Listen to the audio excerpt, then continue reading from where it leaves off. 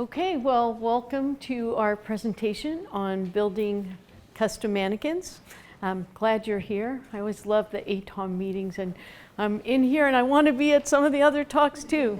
It's the hard thing, isn't it?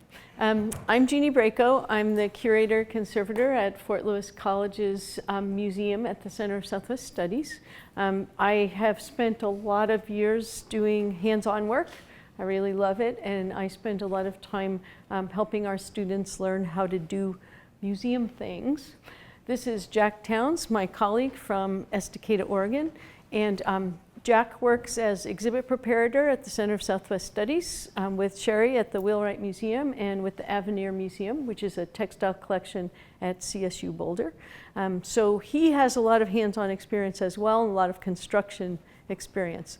A lot of the projects we're going to show you, we developed with sort of our colleagues, with our friends, with anyone we could drag into a project. So I will start. And I will start a little bit with a disclaimer. Now that you can use your iPhone in museums, I have some images from other museums. So apologies to those museums who may not want to show their mannequins, but they're very instructive. So I think you'll enjoy seeing them. Let's start. So first I want to thank Karen Kramer. She did a fabulous exhibit called Native Fashion Now.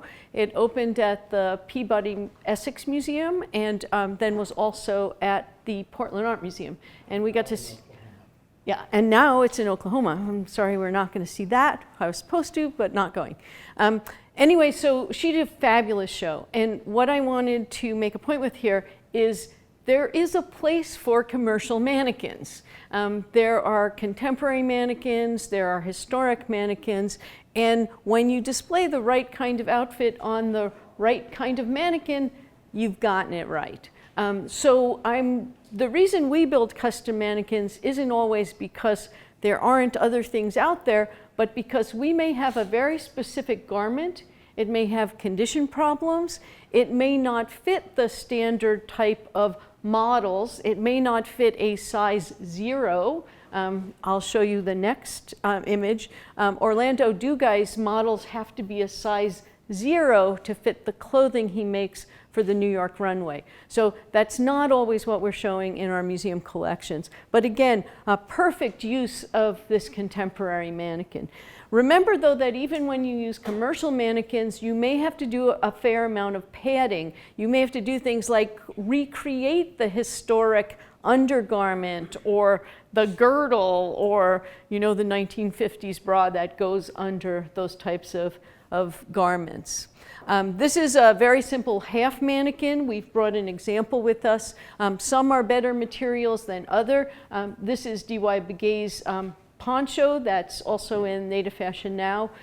So sometimes there's very simple commercial mannequins. You may be able to use them, but they might not be the best materials. This one happens to be a good material, fiberglass. Safe with objects, but there are others that are polystyrene, and so you would have to use some kind of barrier material with those mannequins. We show a lot of blankets in our collection, but we tend to show classic Navajo wearing blankets. This was a very contemporary blanket, appropriate again on that type of mannequin.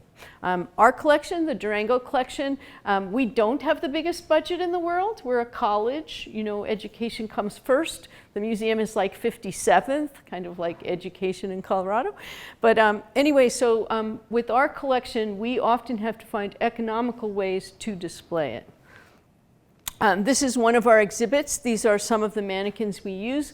And I'm going to go through a little sort of scenario of why we've chosen to use and build these types of mannequins. Not always the types of mannequins we use. I wanted to show you some of the students at Fort Lewis because there's a big interest in clothing and a big interest in traditional clothing. And some of our collection represents those materials, but we want to show them in ways that are respectful to the students and to the cultures. Here's one set of our blankets. Now, when you have a flat textile like this, you can display it on a mannequin, or you can display it, I'm going to go a little bit back. Let me go back. You can display it on a mannequin like this, or you can make it into a wall piece. So we could hang these on the back wall. Sometimes we choose to do one, and sometimes we choose to do the other, depending on the type of show we're doing. But there's been a big discussion about mannequins. And I wanted to point out the mannequins back here. See if we can find my pointer. Can anyone find my pointer? It was working before. See if you can find the pointer. I think it's gone. Okay, I'm gonna go up here. Oh, look, that's what Coroplast scrap is for. So what I want to point out are these are bendable Dorfman mannequins. They are gray, neutral. They have heads. We have a lot of those in our collection because early on that was what we used. This is on a custom mannequin we made, as are these pieces. We have a lot of discussions with our students about should you sort of show a fake form when you show clothing. And I'm going to bring up two different ideas. One is that the Pequod Museum, when they did their new exhibits, they basically took facial features and body casts from people to actually create, I'm going to call them mannequins. They're really more figures that they use in their interpretive program. But some people have issues because there are a lot of natural history museums that have displayed Native American peoples and materials and also done the same kind of diorama thing. So a lot of our students really object to being made into sort of some static form. So often our students choose to have us display pieces without using the head. So we make these plinth forms, what we call them. There was an exhibit early on at the National Museum of the American Indian woven by the grandmothers, and those were the types of forms we made for that exhibit as well.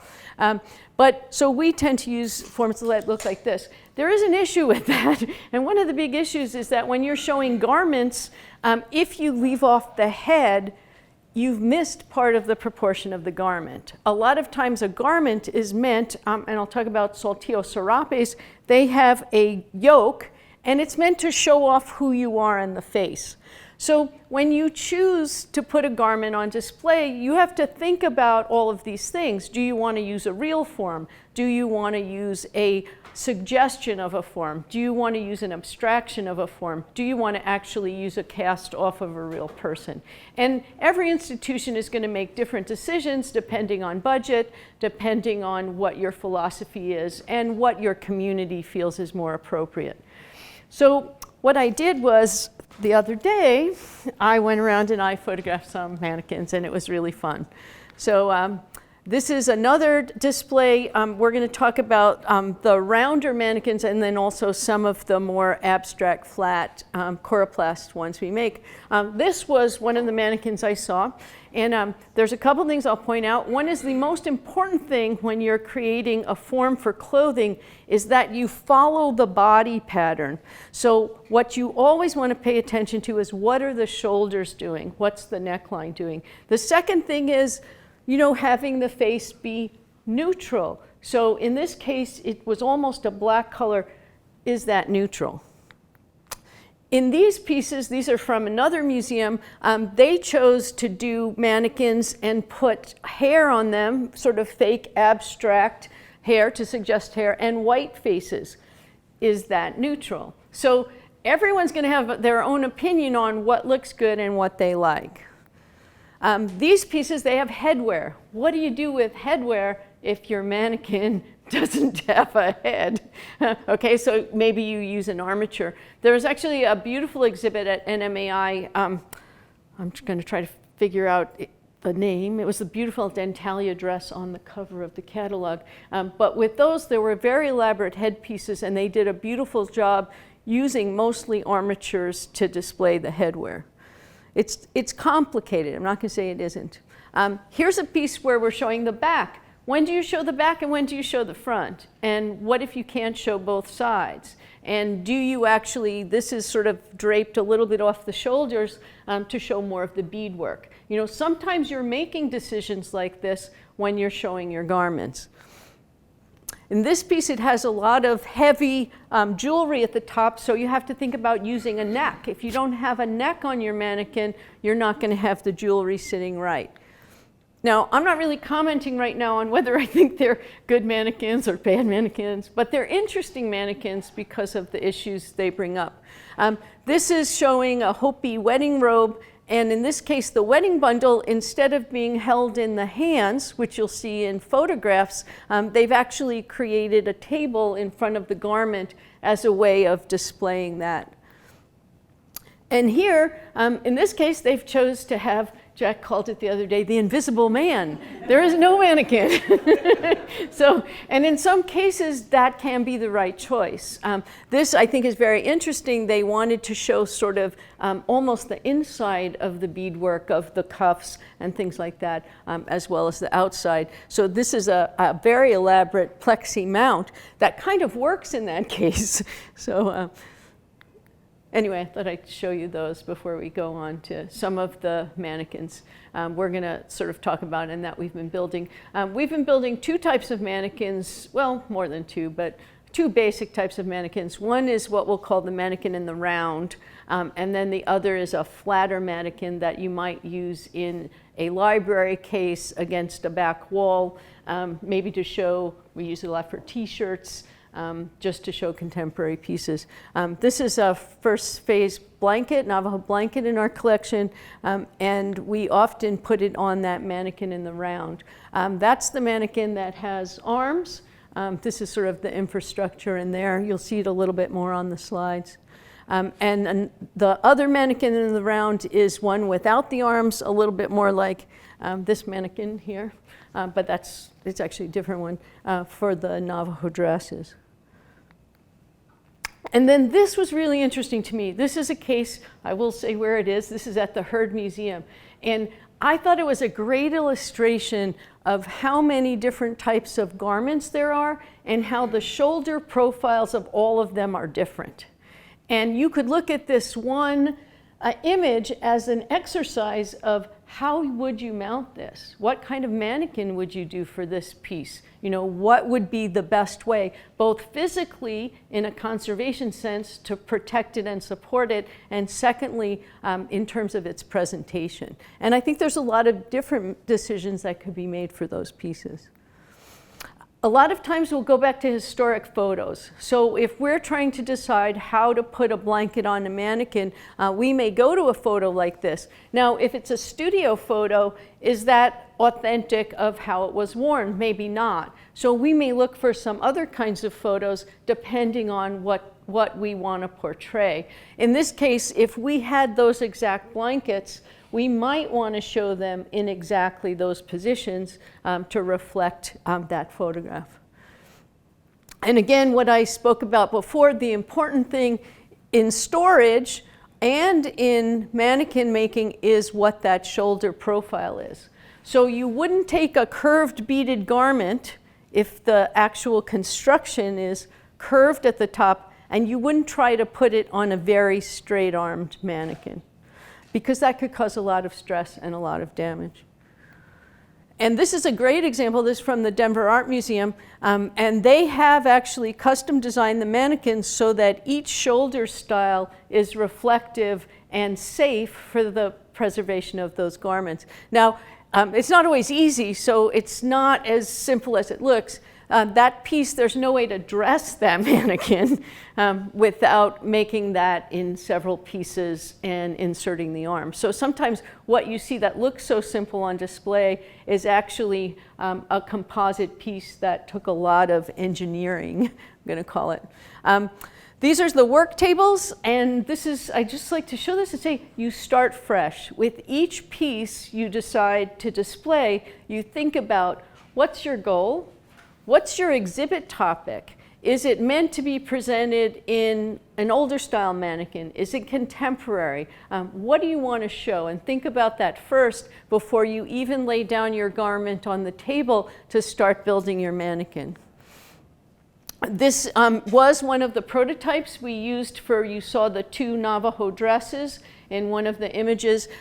This was on Coroplast. Coroplast is polyethylene, so it's a safe archival material. So we transferred our design, our profile, onto polyethylene. This I did with Sharpie so you could see it. Usually I'll do it with pencil, which annoys anyone who's actually cutting it out because it's really hard to see. But I don't really like to use the Sharpies.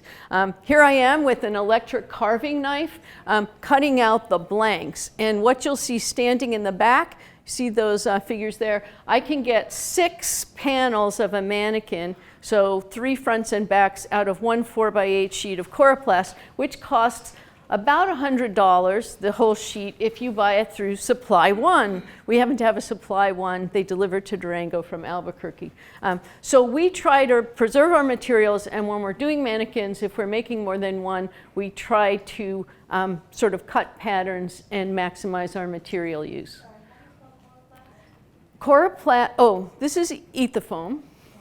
It's Ethafoam, so maybe I should go into that. Our last group, I tried to tell them what Coroplast was, and they got really annoyed with me because they've all seen it.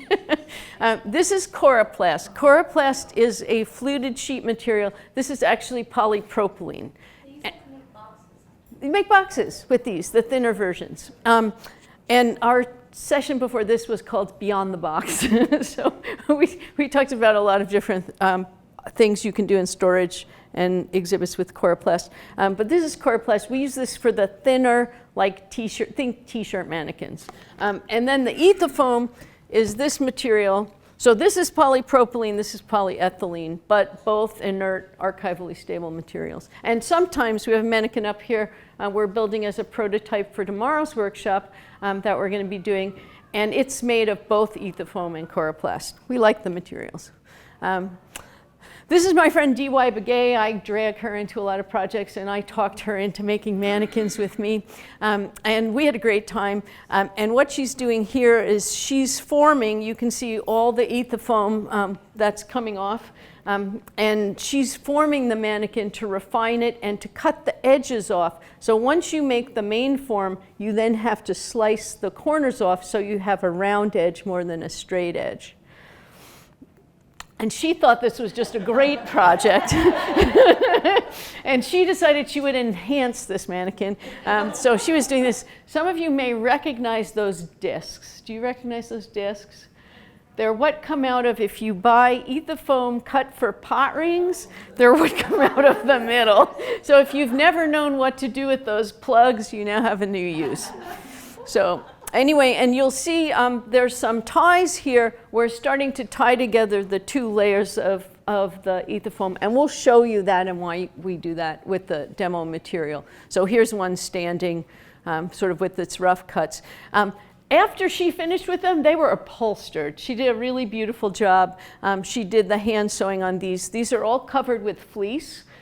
Fleece is polyester, great material. We love using it at Fort Lewis. We work with a lot of students. We cover a lot of boards, cover a lot of mannequins. It's very forgiving. It stretches, it's inert, and the color doesn't bleed. So we really like to use it. It's very nappy, so if you're putting something on, the garment has a little bit of hold to the polyester fleece. You can get it nappier, you can get it smoother. There's a lot of different looks. And here with these mannequins, they all have necks because we were showing the dresses with jewelry. So sometimes we don't make quite such a profile neck. And here you see them, they're starting to be dressed. We're testing out jewelry. Some of the jewelry worked nicely. Some of it didn't really hang right on these pieces. One of the things too, if you're pairing jewelry and clothing, the silver jewelry, we used all of the stone necklaces because the red cochineal on those dresses will turn a black color in contact with silver. So we can't always put silver or jewelry directly onto fabric items. Certain dyes will shift and change color. This we're adding a cape over the top, a manta over the top, and we'll sometimes have to sew Velcro onto the garment and then also stick that Velcro, I'm not saying adhesive stick, sew that Velcro onto the garment to get it to stay in place. And here's DY, she's finishing up the mannequin. I don't know the correct way to tie a Navajo belt for a woman's dress. So whenever we have clothing, we try to have someone come in who really knows how you should be dressed to do that, especially after my first embarrassing mannequin dressing. But so anyway, so here's the two pieces, and then there's a manta we chose to display on the back board there. This is developing the mannequins with arms, the one we tend to use more for the blankets. This is the archivist. We draft anyone available. Towards the end of this exhibit, I went and got someone from the gift store and said, "Can you sew?" And she came up and did great things. But anyway, so she's actually putting the covering onto that mannequin. And they don't look beautiful. The mannequins don't have to look beautiful. This one you can see it has the Velcro placket down the front. We've hand stitched that on with the curved needle because we want to make sure when we have that blanket on there, halfway through the exhibit, it's not going to shift or fall off or do something strange. And just here we're set up for sewing Velcro. And I just want to show you a little close up here. We don't use, when you sew Velcro, you machine sew it, not to the textile. You get a twill tape, and you do this off the textile. You sew the Velcro onto the twill tape, and then you hand sew it to the textile. And we don't use tiny little stitches. Everyone often thinks with conservation or with museum work, you have to use tiny little stitches. You want to use about ½ inch stitch, but we do go around the warps. And you can sort of see just here, you can see some of the exposed warps. So we do go around the warps so that we know we're catching something that's structural to do that. Here's an especially ugly mannequin that we used for some of the wearing blankets. And as a model, we had a historic photograph behind there, and we were trying to wrap the blankets on the mannequins to match the photograph, which we've since decided might be white guys dressed up as natives wearing blankets at the Grand Canyon. But if anyone knows more about this photo, we'd love to hear about its provenance. You can sort of see them there. And this is sort of a set of the mannequins before they're finished.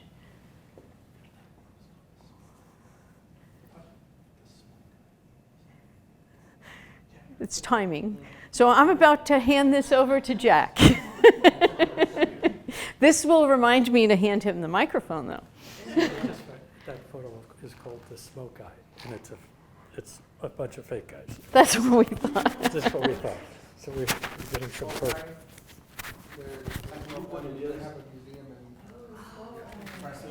The smoke guy was a fake community created in the 20s. Yeah. And it was all of these businessmen, white businessmen, and they dressed up with makeup, and they would do snake dances and things in Prescott and Flagstaff. And it wasn't until after World War II was it discovered that they were a fraud. And it's disbanded now, but I believe, but they did take Curtis-like pictures, Edward Curtis-like photos. So most likely that is the smoke eye. But they do have a museum in Prescott, which is actually very good. They have a website too. Yeah. But they don't do it anymore. They used to do it for like tourist trap kind of things. They would dance with snakes and everything. It's S-M-O-K-I. One reason why they got this panel is because they were using the Hopi state dance ceremony, and the Hopi went and addressed them, and they stopped. Thank you. We just saw that photo. That photo was just published by someone else and colorized and being marketed. And just an aside, I thought this was really interesting because, I was assuming there would be some kind of at least copyright on it. But I've seen it now in at least 4 or 5 books and issued as a new print, colorized print. They're still making money off of it.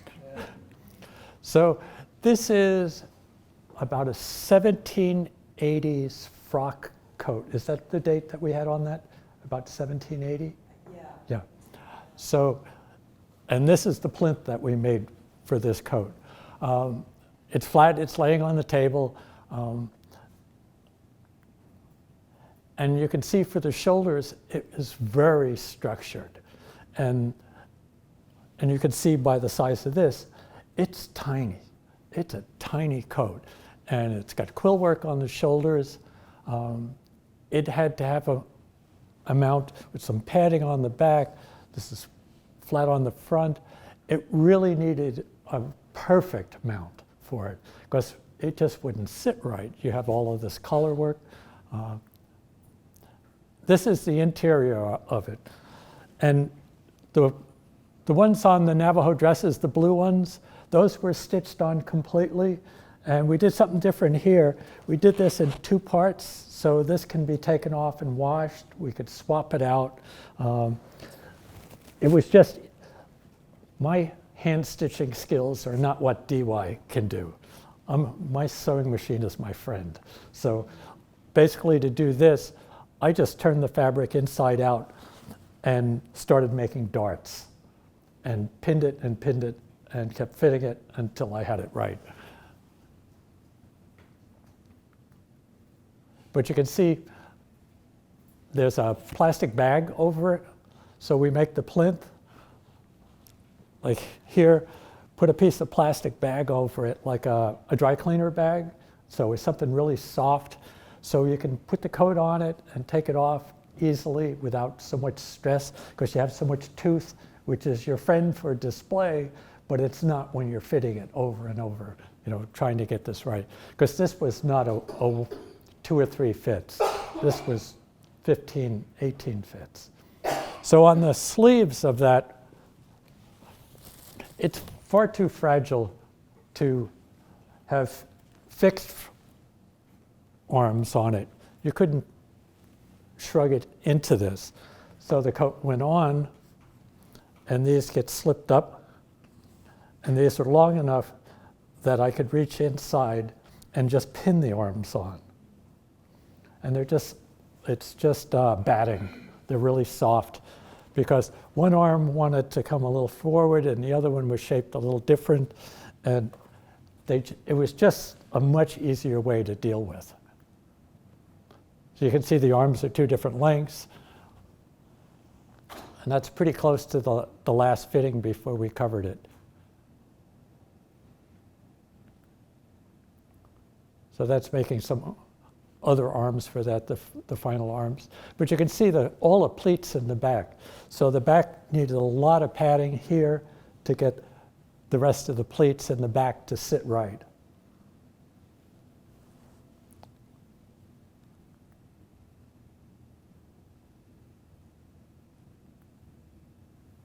And that's just pretty much how it was with the work lights on in the gallery.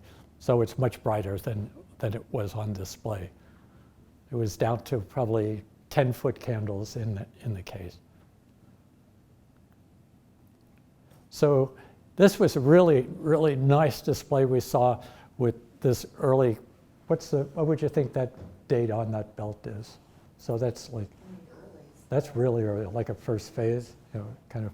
So behind that belt is Mylar discs behind it. It's a barrier between the leather here and the conchas, so you're not getting any offset from the belt to the jacket, because the belt could have been made out of harness hide maybe.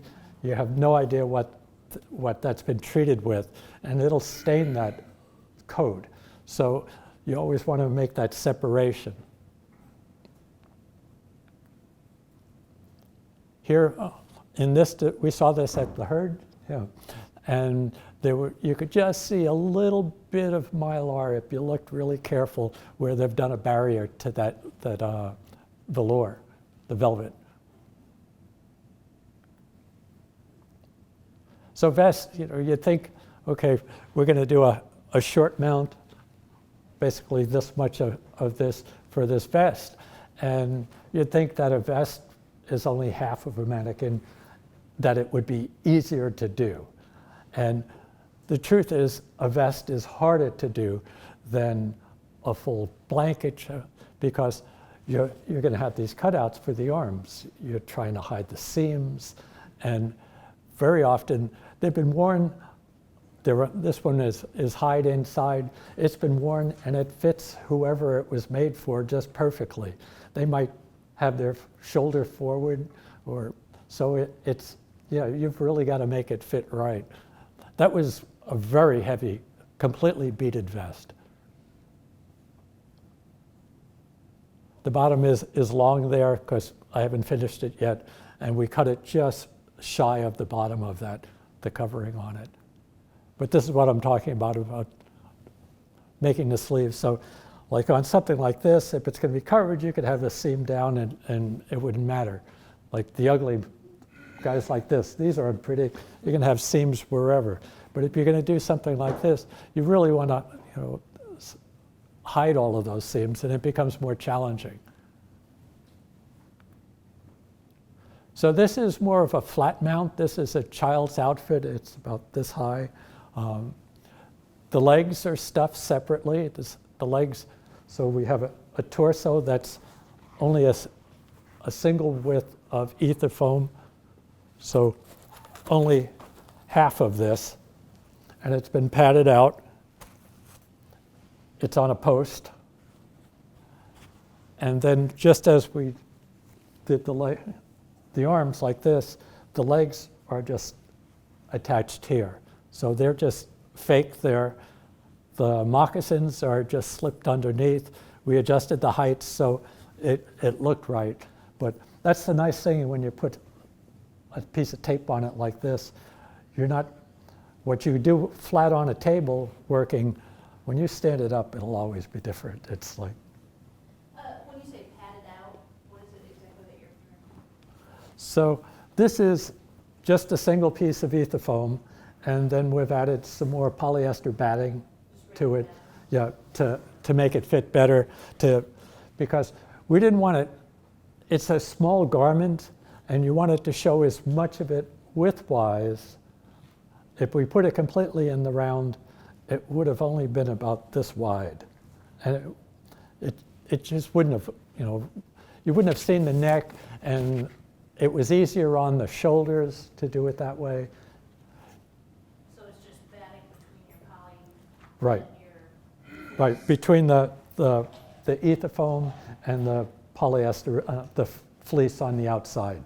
And the nice thing about that is you can, before you sew up the bottom, you can keep pushing more stuff in or removing stuff, and you have a lot of flexibility to work with. But think of it of not trying to make something as one piece or trying to make, you know, legs that are attached, or don't make it in components, because you spend a bunch of time working on a pair of legs. If you have to change it, you're only changing a small part of it, as opposed to having to rebuild the whole thing. Because this probably took me a whole day. And here we've got some flatter mounts for something more contemporary. This one we have as a folding one for our dog and pony shows that we travel in. It fits in the suitcase this way. But it's just a piece of coroplast. So we could take a thin rod, slide it up here, and put it onto a base if we wanted, or to bring a hanger through it. And this is just one layer of fleece. And that's pretty much what they've done up here. But they're easy to handle. They store nicely. There's many kinds of drawing rulers that are flexible, like architects would use them, or draftsmen, and they'll bend and they'll hold their form. So you could lay the t-shirt out flat on a table to get that shoulders.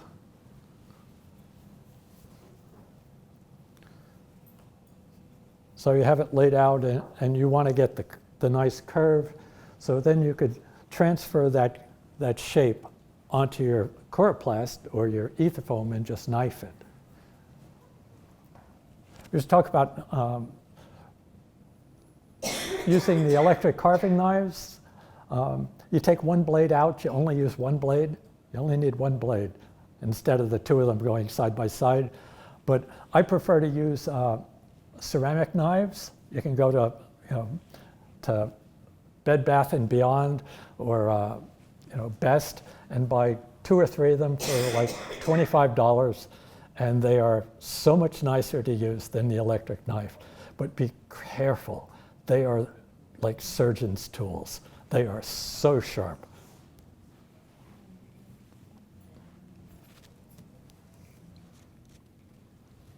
Let's see where we are time-wise. 4:30. What's that? So, oh, we could talk about the bases here for a second. This is just a piece of plumbing pipe that's been cleaned nicely. The base this is just MDF with a plumber's flange straight from the plumbing department on it. When I put it onto a deck in a gallery, I'll drill the deck and put the base underneath it, then just drill a small hole and screw it through. So I don't like seeing the flange. Some people don't mind. I've seen at Portland Art Museum had the Native Fashion Now, and they were exposed flanges. But it's nice if you can do them blind. The bolts on the bottom. This is my And- favorite part, is the bottom. I'll just bring this around here. So these are T-nuts on the back. They're available in all the hardware stores. And the nut has some spurs on the back side of it, so it bites in. So when you screw from the other side, it's a blind screw and you don't need a wrench on it. But The problem is a lot of people will sort of drill or use drywall screws or something like that to put the flanges on and the bases, and they won't put anything on the bottom, and gradually that works its way out and your mannequin starts leaning over. So having those on the bottom, it's really improved our bases a lot. the other thing that you saw of the wearing blankets, where there were folds here, where the arms were folded up like this, and the blankets were tucked over. These are commercially available. It's aluminum extrusion with some ether foam inside that has a velvet cover on it. You can pass this around too. And that's what's inside these arms. It's an aluminum rod. It's just an extrusion of aluminum. And the thing is, aluminum's really soft, and those blankets are heavy, and they will start fatiguing like this. So often what we'll do is we'll take a piece of twill tape, tie the arms together, and maybe stitch it onto the mannequin somewhere so they don't droop on us, because this becomes the shelf essentially. They actually come this big. That one's cut in half because we were doing a small child's mannequin with it. But they look like this when you buy them. They're just straight bars, and you buy them from fixture companies, these places that sell mannequins. And every fixture place calls it something different. So sometimes you have to call them up on the phone and say, I want one of those 4 or 5 foot long velvet covered rods that's bendable. The fixture companies, they have a lot of product that's cheap. For that vest, that beaded vest, I needed a form for the shoulders, and it was going to, I was pressed to get this exhibit together, and I went online and I bought, it was like a quarter of a torso.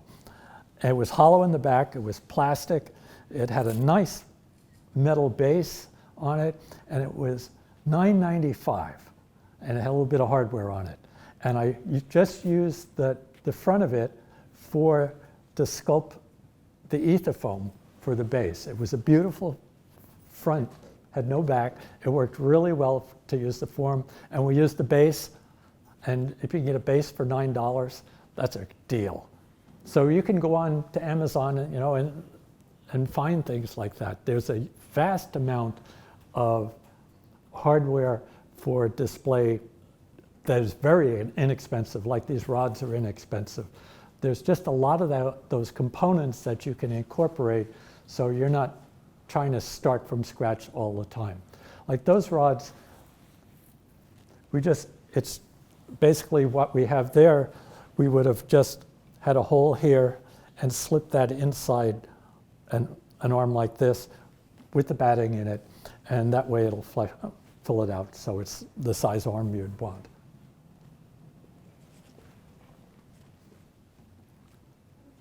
How do you, so you've got that armature, how are you attaching it to the body? To the body. So, so do we have a? You can see, take it off. It might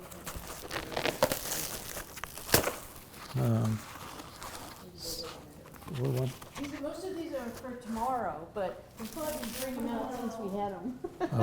No, I don't think there is one. Okay, so what we'll do on these is we'll cut, you'll see a line here. We'll cut a V from about here down, and that will be the pipe, for the slice for the pipe. And we'll do the same thing across the shoulders of cutting a slice, and that's where we'll put that rod in. And then we'll tie it on both sides with pull tape, like going here.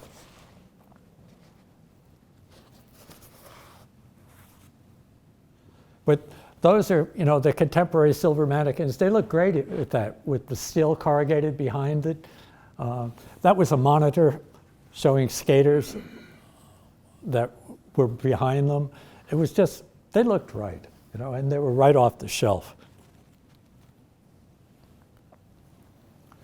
So that's another flat, just like the folding one, but belts added to it. It's a child's dress. It probably wasn't any more than this. And it was just a pin, a dowel, a metal dowel, metal rod through it that was drilled into the deck with a back, a piece of maybe 2x4 under the deck to hold it up. That was only probably, it wasn't any bigger than this. So this is similarly another flat mount that's been padded. You can see the red there at the top, those little bits sticking out. That's an aluminum piece of aluminum bar that's probably 1.5 inches by 1/8 thick. Because the arms, once again, like on the brown one where we had the flexible arms that had to go, instead of having them attached here that we tacked these on, with those, we had to slide the arms from the side, from both sides, and the body of the shirt went in from the bottom, and then the rod went through. So building them like that, it's really complicated. You need several people to do it. That mount is on a slight slant to take, because it's on fleece, a little bit of tooth on it, takes a little of the structural, weight off the garment itself. The whole background of it is on coroplast. That mount is how it's stored in collections. It's in a tray, but it's as it's displayed, it's also stored. Did we ship it on that mount? No, that mount, this is when we showed the Hopi shirt at the Fowler Museum, and they actually made a new archivally painted gray backboard for it. The board that it's stored on and travels on is bigger, so it's at least 1 inch bigger around, so nothing drapes off the board, and it's covered with fleece so that it's very nappy. So that was the advantage of this mount, is when we have it on display in our place, we have our nappy, it happens to be orange backboard, and we screw into it, but the mount, the storage support and the panning inside is separate, so we can take it off of its support board at any point and display it on a different background or a different way, or ship it off of its support board. We actually have a travel board we ship it on.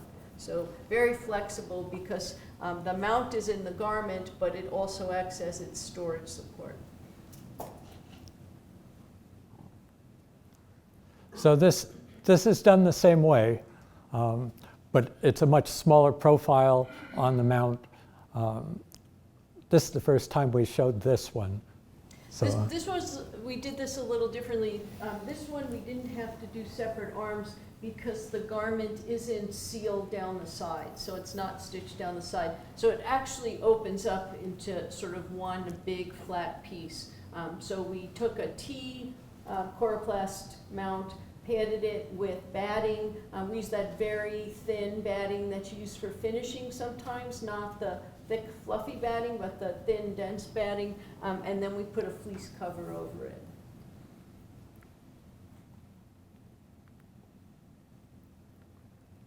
so this one is basically, this is, where, this Denver? Denver.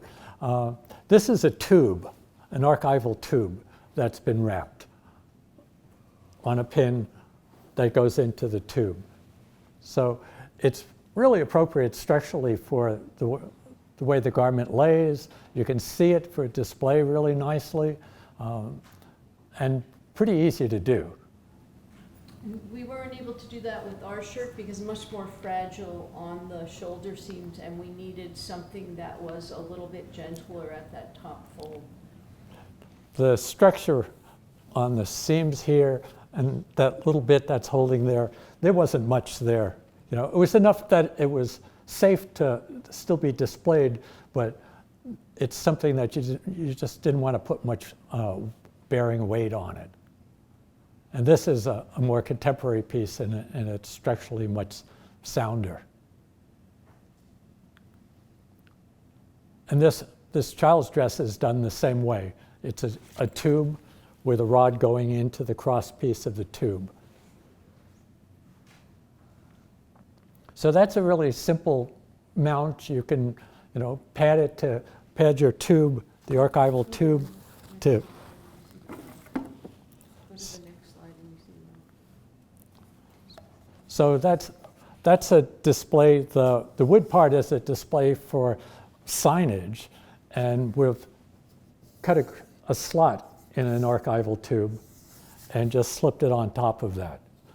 And the slot is always nice because you could take fabric and tuck it up into that if you have some extra. If you can hide things there. It makes it easy to stitch it on. So those are the pool noodles. Everybody's seen those things that you're at the drugstore and they're selling these things for the kids to play with in the pools. They're 3 1/4 a piece.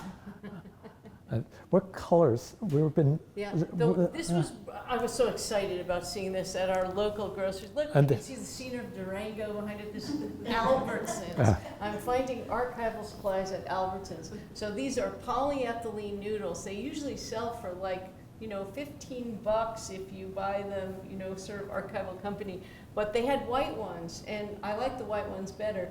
The pink ones, it turns out, for some reason, they degrade faster because of the colorants. So at one point we were doing a padded hanger workshop and at another museum, and the curator really wanted to just go buy the pool noodles, but I did a fair amount of research, and you had to have the ones that didn't have the colorants in them to use, for these kind of purposes, or the gray backer rod ones. Some of you might have gone to Nancy Odegaard's or Marion Kamenitz's workshops. But they're really wonderful. They basically have a hole. The pool noodles have a hole in the center.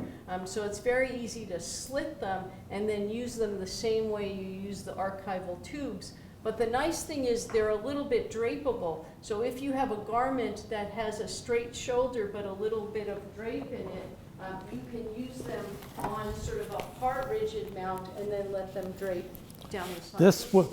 This will fit down those tubes. And if you wanted something for the shoulders, you could just do the shoulders on that for a smaller garment, and it would work really nicely. And you can cover it with stockinette and have your barrier if you'd like.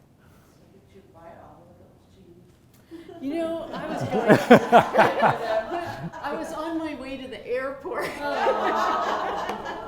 Next time. Yeah. So here's another example of a mannequin that I want to see the structure that's inside this suit of armor. This is at the Metropolitan, and they have incredible steel armatures to hold these things up. They must be so elaborate inside them. And so I'm smitten with these. I love the armory there. So, okay, questions? There has to be more.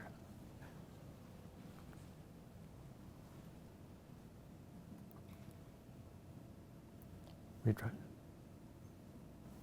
How cheap can we get away with? How cheap?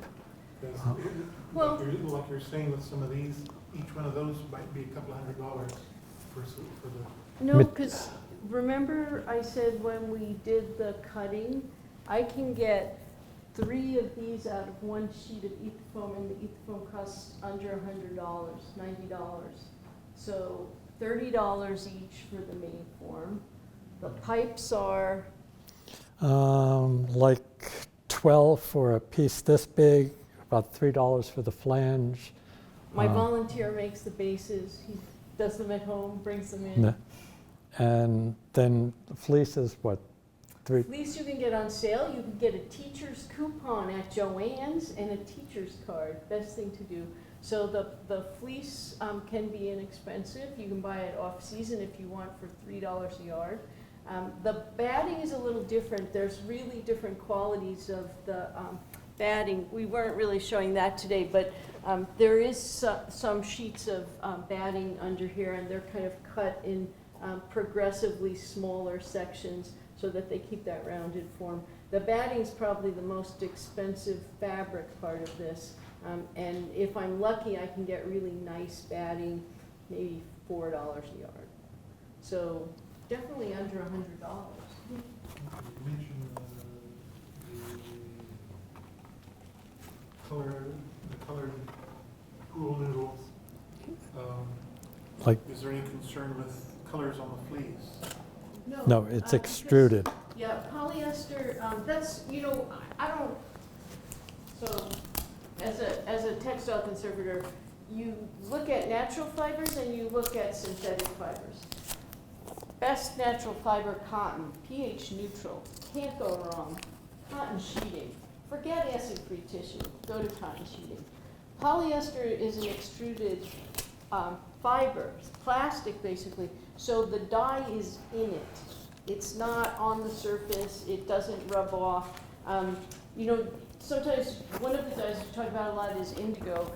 Jeans are indigo and it crocks, the dye rubs off. But polyester fleece, inert. Dye's in there, so you don't really have to worry about that. Doesn't matter what color you get. Okay, well, I would have thought that that would be the case with the polyethylene, those pool Yes. noodles, that the Yes. color would be inherent in the You plastic. you and would then it wouldn't think. come. You would think, but remember that anything you use as a dye or colorant is another chemical. So for some reason, the pink ones, with UV light, so when you use them in the pool, they start flaking really badly a lot quicker than the other ones. This was a study someone else did. So I think it has to do with the polyethylene as opposed to the polyester. There's polyolefin, a little different material. Doesn't seem to happen with polyester. So we're talking about a really cheap shirt mount or a small garment mount. Okay, this was from a piece of packing. It's just Ethafoam. I made a bridge here, did cutouts. We'll use twill tape, put these together. You could cut a hole through the sides and use that aluminum extrusion. You could use pool noodle through there and then put batting and fleece. And you've got a fairly big form here that you could make a tall one the same way. And this is as cheap as you will ever get. So You know, cordless, you can get average prices about $16. $16 for a 4x8 sheet of the 4 mil, which is what this is. I did a cheap mount for a cloth dress that was, it was not not with archivally safe materials, but it was made with like 2.5 sheets of foam core board, 3/4 inch foam core board. And I cut the shape for the shoulders, and the rest was like that. Yeah. And then it had another 2 little rectangles with a notch cut halfway in each one so they fit together. And then another shape for the hips that went down to 2 more crosswise pieces to function for the feet to stand it on. And it worked. And it's not archivally safe, Yeah. but it seemed to function fairly well for our purposes. You could do the same thing out of coroplast, what you did. Yeah, if I did. Yeah, Do they have 3/4 inch chloroplasts? you can get this. This is, I have 3/8 inch coroplast, but I don't use it very much because it's very flimsy. yeah. This stuff is really, really tough. And this is probably, $30 a sheet for this. The problem with the thicker coroplast, it's a little bit why we don't use it for mannequins, is they make the faces with a thicker material, and it's very sharp. And so you really have to hide it or pad it. We Sometimes- like to cut those corners all off. Yeah. So that's one reason, even though it's sturdier, we're more likely to use the 2 pieces of coroplast with something in between so we don't get those really hard spiky edges. So that really does make a difference. And with the 1/4 inch, you can take a bone tool, or something flat, a metal ruler, and you can actually bevel the edges in both directions so that you have a little more rounded edge. But this stuff, we can pass around. You can cut yourself with this. We showed in our talk just before this one, we made shipping crates out of this, and it works really well for shipping crates, but the main issue was we used duct tape, white duct tape, because it looked good.